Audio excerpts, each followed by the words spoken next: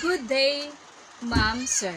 Thank you for this giving me opportunity to introduce myself. My name is Shirley Bisabiliano. I live at Dasmariñas City, Cavite, Philippines. I'm 44 years old and I have one son. He's 3 years old. I'm the youngest of the family with a 2 brothers and 3 sisters. I'm a high school graduate. I've been working in Lebanon for 10 years from 2009 to 2020. I serve a family of 5 members, 3 adults and 2 kids.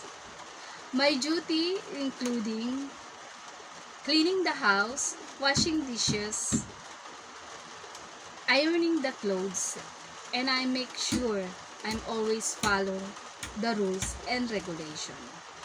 I know how to cook and preparing some Arabic food like wara anab, wara malfuk, wara arish, masikusa, kibi with laban,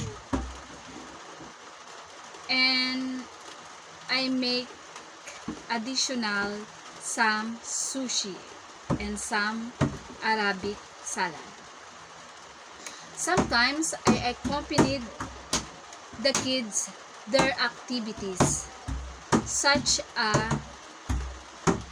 skiing, football,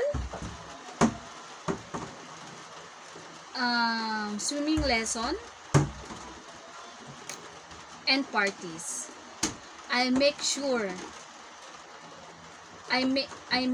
always make sure that they are safe and having fun.